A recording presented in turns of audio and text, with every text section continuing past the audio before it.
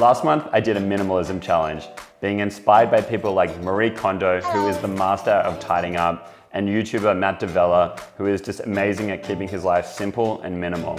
And so I tried to take on some of those practices and simplify my life. Tidy up, clean up, remove unnecessary items.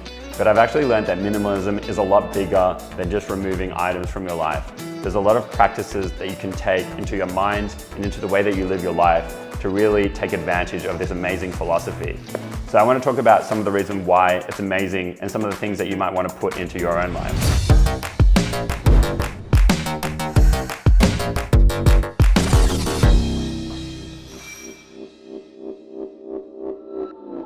So some of the benefits that I've been finding with minimalism is it's just so convenient.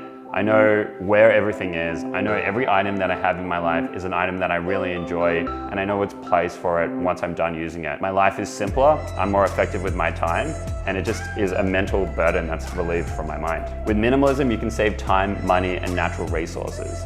So instead of buying the latest trend, but then throwing it out 6 months later, or buying something that's not high quality and it eventually being ruined and destroyed, imagine actually spending time buying things that you really love, that are really high quality, that will last a lifetime.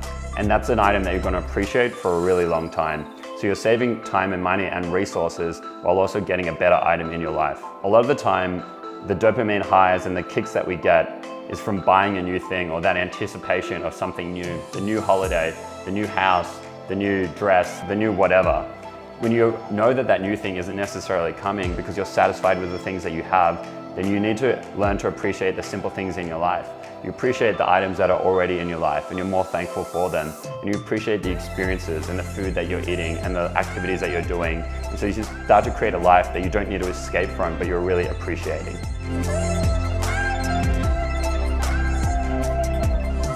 What are some tips that we can put into practice to leverage this philosophy?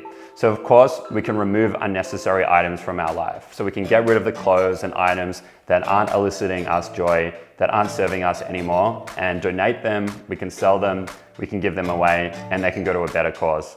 We can keep things in order, so we can make sure that all of our items in our life have a place, whether it's at home or at work. We know that the dish goes here and the shirt goes there, and make sure that we're more organized in our life. Further to that, we can avoid gossip and speak the truth.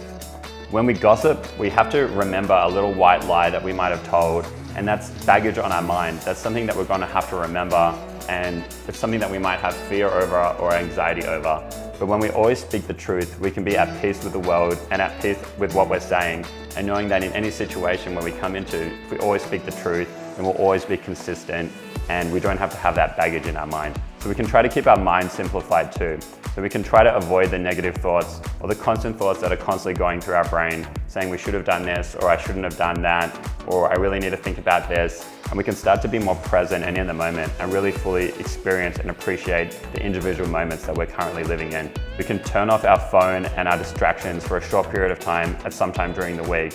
So maybe you're spending time with a loved one or a friend, or you're doing some work and you just want to cut off all distractions. So you turn off your phone, you might shut down your computer, and that way you know that there's nothing going to be beeping at you, no notifications coming anytime soon, and you can be fully present with that experience that you're living in right then. Those are a few tips on why I think minimalism can be an amazing philosophy to adapt in your life, and some cool little ideas that you can implement yourself to start to see some of the benefits that I've seen.